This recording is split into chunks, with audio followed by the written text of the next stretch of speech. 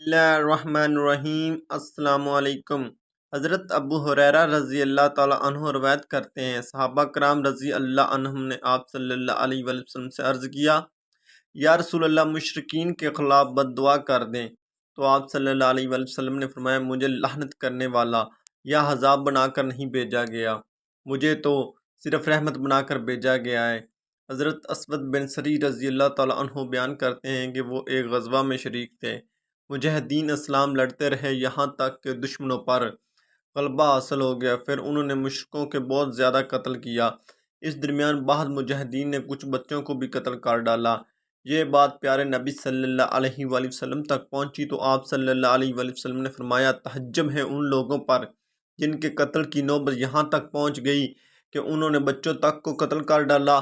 آخر انہیں کیا ہو گیا؟ خبردار بچوں کو ہرگز ہرگز قتل نہ کرنا، خبردار بچوں کو ہرگز ہرگز قتل نہ کرنا۔ عرض کیا گیا، یا رسول اللہ، کیا وہ مشرکوں کے بچے نہیں؟ آپ صلی اللہ علیہ وآلہ وسلم نے فرمایا، کیا تم میں سے جو آج ان سے اچھے لوگ ہیں، کیا کل یہ بھی مشرکوں کے بچے نہیں تھے؟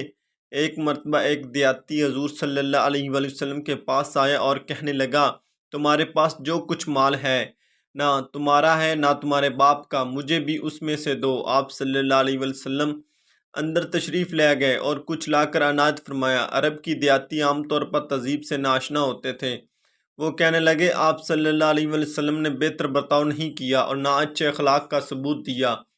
آپ صلی اللہ علیہ وآلہ وسلم اندر تشریف لے گئے، جو کچھ بچ گیا وہ بھی لے آئے اور عنایت فرما دیا۔ دیہاتی بہت خوش ہو گیا، کہنے لگا، آپ صلی اللہ علیہ وآلہ وسلم نے بہت اچھا سلوک فرمایا اور اچھے اخلاق کا مظاہرہ کیا۔ پھر آپ صلی اللہ علیہ وآلہ وسلم نے صحابہ کرام سے فرمایا، میری مثال اس شخص کی سی ہے جس کا اونٹ بدک گیا ہو، لوگ اس اونٹ کو پکڑنے کے لیے دوڑیں، لوگ جس قدر دوڑتے اونٹ اسی قدر بھاگتا جاتا، جہاں تک کہ اونٹ کے مالک کو خبر ہوئی، اس نے لوگوں کو منع کر دیا اور پیار کے ساتھ اپنے ہاتھ میں چارہ لے کر اونٹنی کو آواز دی، اونٹنی واپس آنے لگی، مالک اس کی پیٹھ پر ہاتھ پھیرتے ہوئے اسے واپس لے آیا۔ آپ صلی اللہ علیہ وآلہ وسلم نے فرمایا، جو سلوک بدکی ہوئی اونٹنی کے ساتھ اس کے مالک کا ہوتا ہے، وہی سلوک میرا امت کے اس شخص کے ساتھ ہوتا ہے جو بدک گیا ہو۔ حضرت عروہ بن زبیر رضی اللہ تعالیٰ عنہ سے مروی ہے کہ فتح مکہ کے موقع پر حضرت سعد بن عبادہ رضی اللہ تعالیٰ عنہ حضرت ابو سفیان رضی اللہ تعالیٰ عنہ کو سنا سنا کر نعرہ لگانا شروع کیا، آج کا دن تو قتل عام کا دن ہے، آج کعبہ کی حرمت بھی حلال کر دی جائے گی۔ آج ابو سفیان رضی اللہ تعالیٰ حضرت ابو سفیان رضی اللہ تعالیٰ عنہ یہ بات پیارے نبی صلی اللہ علیہ وآلہ وسلم کو بتائی تو آپ صلی اللہ علیہ وآلہ وسلم نے فرمایا، سعد نے غلط کہا ہے، آج تو اللہ تعالیٰ کعبہ کی عظمت عطا فرمائے گا اور آج کعبہ کو غلاف بنایا جائے گا۔ اور حضرت امام عسقلانی کی روایت میں ہے کہ آپ صلی اللہ علیہ وآلہ وسلم نے فرمایا، آج کا دن رحمت کا دن ہے، اللہ تعالیٰ آج قریش کو عزت سے نوازے گا۔ یہ وہی ابو سفیان ہیں جن کی قیادت میں اسلام کے خلاف بہت سی جنگیں لڑی گئیں، انہی کی سرپرستی میں پیارے نبی صلی اللہ علیہ وآلہ وسلم کے دندان مبارک کو شہید کیا گیا۔